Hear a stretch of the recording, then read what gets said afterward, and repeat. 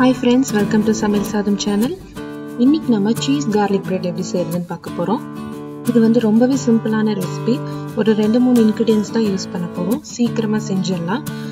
cheese butter use பண்றதால taste ரொம்ப நல்லாவே இருக்கும். நம்ம சேனல்ல அப்லோட் பண்ற வீடியோஸ் எல்லாமே போட்ட உடனே உங்களுக்கு நோட்டிஃபிகேஷனா வரணும்னா கீழ இருக்க subscribe பட்டனை கிளிக் பண்ணிட்டு பக்கத்துல இருக்க bell ஐகானையும் கிளிக் பண்ணிக்கோங்க. இப்போ நம்ம cheese garlic bread எப்படி செய்யறதுன்னு பார்க்கலாம். First, பூண்டை இந்த மாதிரி நல்லா பொடியா துருவிக்கோங்க. நமக்கு வந்து 1 டீஸ்பூன் அளவு துருவின பூண்டு தேவைப்படும். அடுத்தது 4 டேபிள்ஸ்பூன் பட்டரை ஒரு பவுல்ல எடுத்துக்கோங்க. பட்டர் வந்து ரூம் டெம்பரேச்சர்ல இருக்கணும். நல்லா சாஃப்டா இருக்கணும், ஹார்டா இருக்க கூடாது. மிக்ஸ் பண்றதுக்கு ஈஸியா இருக்கணும். இது கூட நம்ம ஏற்கனவே துருவி வச்சிருந்த garlic 1 டீஸ்பூன் ஆட் பண்ணிக்கோங்க. அடுத்தது 1/4 டீஸ்பூன் chilli flakes போட்டுக்கோங்க. உங்கள்ட்ட chilli flakes இல்லைன்னா காஞ்ச மிளகாயை அரைச்சு போட்டுக்கோங்க. நெக்ஸ்ட் வந்து பொடியா நறுக்குன கொத்தமல்லி இலை ஆட் பண்ணிக்கோங்க. அடுத்தது 2 பிஞ்ச் உப்பு போட்டுக்கோங்க. நீங்க unsalted butter யூஸ் பண்றீங்கன்னா உப்பு போட்டுக்கோங்க. salted butter யூஸ் பண்றீங்க அப்படின்னா உப்பு தேவையில்லை. இப்போ இது எல்லாத்தையும் நல்லா மிக்ஸ் பண்ணிக்கோங்க. அடுத்தது நம்ம இந்த மிக்சிங்கை பிரெட்ல தடவ போறோம். இந்த மிக்சிங் வந்து 8 பிரெட் ஸ்லைஸ்க்கு கரெக்டா இருக்கும். பிரெட்டோட ஒரு சைடுல மட்டும் ஸ்ப்ரெட் பண்ணுங்க, இன்னொரு சைடு வேண்டாம். அடுத்தது பிரெட்டை டோஸ்ட் பண்ண போறோம். ஒரு தோசைக்கல் எடுத்து சூடு பண்ணிக்கோங்க.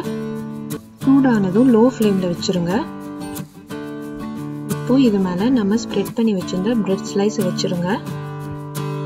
துருவின சீஸை இது மேல போட்டுக்கோங்க.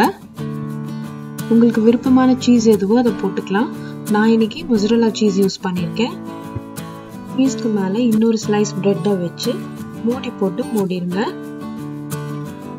லோ ஃப்ளேம்லயே குக் பண்ணுங்க, ஏன்னா கார்லிக் போட்டிருக்கறனால சீக்கிரமா கரிஞ்சு போயிடும். கண்டிப்பா மூடி போட்டு குக் பண்ணுங்க, அப்பதான் உள்ள போட்டிருக்க சீஸ் எல்லாமே மெல்ட் ஆகும். ஒரு 1 மினிட்டுக்கு அப்புறமா இதை திருப்பி போட்டுடலாம். திருப்பி போட்டதுக்கு அப்புறமா இந்த மாதிரி நல்லா ப்ரெஸ் பண்ணிட்டு மேல ஒரு மூடி போட்டு அந்த பக்கம் ஒரு 1 மினிட்க்கு டோஸ்ட் ஆக விட்டுருங்க. இப்போ 2 பக்கமும் டோஸ்ட் ஆயிடுச்சு, இதை எடுத்துடலாம். அவ்வளவுதான், நம்மளோட டேஸ்டான சீஸ் கார்லிக் பிரெட் இப்போ ரெடி ஆயிடுச்சு. அதுக்கு தேவையான இன்கிரீடியன்ஸ் எல்லாம் இதுதான். உங்ககிட்ட இட்டாலியன் சீசனிங் இருந்துச்சுன்னா அதை ஆட் பண்ணிக்கோங்க. இந்த வீடியோ உங்களுக்கு பிடிச்சிருந்ததுன்னா சப்ஸ்கிரைப் பண்ணுங்க, லைக் பண்ணுங்க, உங்க ஃப்ரெண்ட்ஸோட ஷேர் பண்ணுங்க, மறக்காம பெல் ஐகான் கிளிக் பண்ணுங்க. இந்த ரெசிபியை ட்ரை பண்ணி பார்த்துட்டு எப்படி வந்துச்சு அப்படிங்கறத கமெண்ட்ஸ்ல சொல்லுங்க. தேங்க்யூ.